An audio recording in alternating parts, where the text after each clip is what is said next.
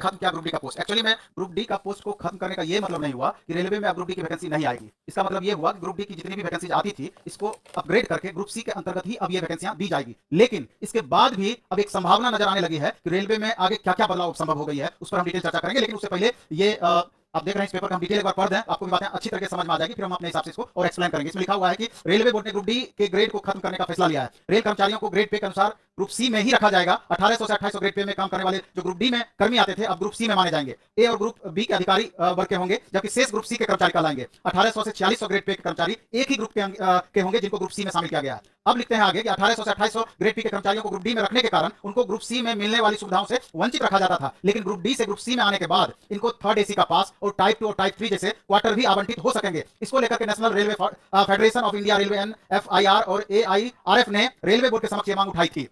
अब इसको ये इंप्लीमेंट रेलवे करने जा रही है। अब एक बात पे गौर करना है, रेलवे आगे चल करके जो एक संभावना नजर आ रही है, एक तीर से कई शिकार कर सकती है। हालांकि ये जो बदलाव होगा, आगे जो बदलाव संभव है ऐसा करने के बाद, ये मेरे ख्याल से स्टूडेंट हित में हो सकता है। अब आगे चलकर रेलवे ये कर सकती है कि ग्रुप सी में नंबर ऑफ पोस्ट तो बहुत ज्यादा हो गया। पहले रेलवे एनटीपीसी के अंतर्गत जितने भी पोस्ट थे ग्रेजुएट लेवल और अंडर ग्रेजुएट लेवल वही इसमें आते थे। इसके अलावा अभी आप देखेंगे ग्रुप डी का भी इतना सारा पोस्ट इसमें इंक्लूड कर दिया गया। इसके अलावा ALP टेक्नीशियन का पोस्ट ऑलरेडी ग्रुप सी के अंतर्गत आते हैं।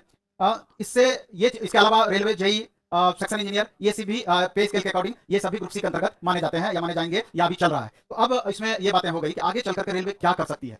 एक उधेरबुन बना हुआ है और आगे चलकर के मे भी रेलवे इस चीज को इंप्लीमेंट कर दे, क्योंकि हाल के दिनों में आप देखेंगे कि जितने भी कम्पिटिटिव एग्जाम्स हो रहे हैं, SSC का एक उदाहरण ले लीजिए, कई तरह के बदलाव वहां संभव हुआ है। हर एग्जाम में अलग अलग तरह का बदलाव किया गया है। उसी तरीके से आने वाले समय में ऐसा अब आप पा सकते हैं, अभी कंफर्म नहीं है, ऐसा आप पा सकते हैं कि रेलवे ग्रुप सी के अंतर्गत जितनी भी वैकेंसियां हैं, यानी कि रेलवे के द्वारा जो ये बताया गया है कि 1,52,000 वैकेंसी हम अभी प्रथम चरण में देंगे, तो अब ऐसा भी संभव है कि सारे वैकेंसी को एक साथ रेलवे जारी करे और वहां पर आपसे पोस्ट ऑफ प्रेफरेंस ले ले क्वालिफिकेशन के अकॉर्डिंग, आपका जो क्वालिफिकेशन है उसके अकॉर्डिंग। उदाहरण के तौर पर ऐसे समझिए कि रेलवे ALP टेक्नीशियन की जो वैकेंसी इससे पहले आती थी उसमें ITI वाले बच्चे फॉर्म भरते थे, डिप्लोमा वाले भरते थे, बीटेक वाले भरते थे और PCM से +2 वाले बच्चे फॉर्म भरते थे। अब जो PCM से +2 वाले बच्चे फॉर्म भरते थे उसके लिए उसमें 2 पोस्ट होता था, इलेक्ट्रिक सिग्नल मेंटेनर ग्रेड 3 और टेलीकॉम मेंटेनर ग्रेड 3, और बाकी ITI डिप्लोमा बीटेक वाले भी, डिप्लोमा और बीटेक वाले सिर्फ ALP का फॉर्म भरते थे, जबकि ITI वाले बच्चे ALP और साथ में जो ट्रेड से रिलेटेड टेक्नीशियन का पोस्ट होता था वो भरते थे। यानी कि अलग अलग क्वालिफिकेशन में एक साथ फॉर्म आता था और बच्चे वहां पोस्ट ऑफ प्रेफरेंस डालते थे। उसी तरीके से अगर भविष्य में यानी आने वाले वैकेंसी में सारे पोस्ट को आपस में यूनाइट करके 1,52,000 वैकेंसी एक साथ दे दे और वहां बच्चों का पोस्ट ऑफ प्रेफरेंस ले ले क्वालिफिकेशन के अकॉर्डिंग, तो इसमें कुछ भी असंभव नजर नहीं आएगा। क्योंकि इससे क्या होगा, रेलवे को भी अभी जैसे 1.25 करोड़ बच्चे रेलवे एनटीपीसी का फॉर्म भरे, 1,15,00,000 बच्चे ग्रुप डी का फॉर्म भरे, तो इसमें मैक्सिमम बच्चे 90% स्टूडेंट दोनों में कॉमन थे एक तरीके से। उसी तरीके से 20 से 25 लाख बच्चों का वेरिएशन संभव होगा ज्यादा से ज्यादा। 1.5 करोड़ बच्चे ज्यादा फॉर्म भरेंगे अगर सारे पोस्ट को मिलाकर के एक साथ वैकेंसी आती है। तो रेलवे को यहाँ क्या होगा, एक बार लगातार पीटी सबका एक साथ ले लिया जाएगा और मेंस में पैटर्न के अकॉर्डिंग जहां की टेक्निकल पूछा जाना है उसको अलग कर देगी और नॉन टेक पोस्ट जहां की एक जैसा सिलेबस है उसको अलग कर देगी। इस तरीके से कुछ बदलाव संभव हो सकता है।